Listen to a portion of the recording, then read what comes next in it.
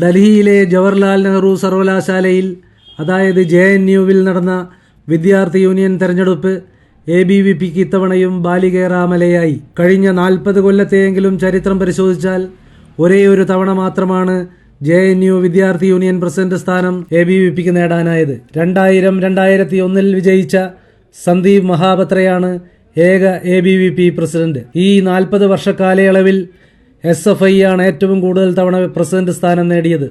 22 തവണ SFIക്കാർ വിജയിച്ചപ്പോൾ CPI-ML liberation എന്ന communist പാർട്ടിയുടെ വിദ്യാർത്ഥി വിഭാഗമായ ഐസ 11 തവണ പ്രസിഡന്റ് സ്ഥാനം നേടി.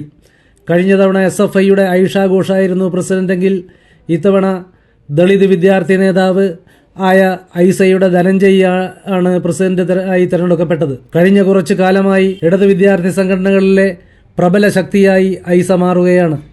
ബീഹാർ, ജാർഖണ്ഡ് സംസ്ഥാനങ്ങളിൽ ഏറെ സ്വാധീനമുള്ള ദീപാങ്കർ ഭട്ടാചാര്യ ജനറൽ സെക്രട്ടറിയായ CPI-ML ലിബറേഷൻ എന്ന സംഘടനയുടെ വിദ്യാർത്ഥി വിഭാഗമായ ഐസയ്ക്ക് പുറമെ SFI, AESF, DSF എന്നീ സംഘടനകളാണ് JNUവിലെ ലെഫ്റ്റ് ഫ്രണ്ടിലുള്ളത്. 26 വർഷത്തിന് ശേഷം ആദ്യമായാണ് ഒരു ദളിത് വിദ്യാർത്ഥി നേതാവ് പ്രസിഡന്റ് സ്ഥാനത്തേക്ക് തെരഞ്ഞെടുക്കപ്പെടുന്നത്.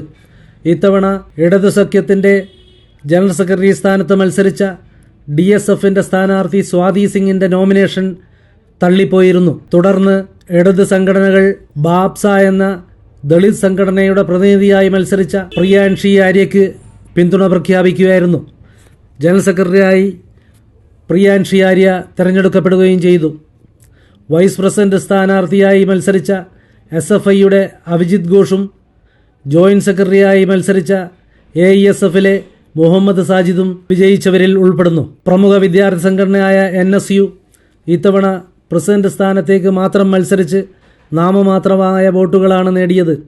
RJDയുടെ വിദ്യാർത്ഥി സംഘടനയായ ഛാത്ര രാഷ്ട്രീയ ജനതാദൾ, ഫ്രറ്റേണിറ്റി മൂവ്മെന്റ്, MSF തുടങ്ങിയ സംഘടനകളും ക്യാമ്പസിൽ സജീവമാണ്. 2014 ശേഷം JNU പിടിക്കാൻ ABVP തുടർച്ചയായി നിരവധി ശ്രമങ്ങൾ നടത്തിയെങ്കിലും ഇത്തവണയും ഫലം കാണാൻ അവർക്ക് കഴിഞ്ഞില്ല.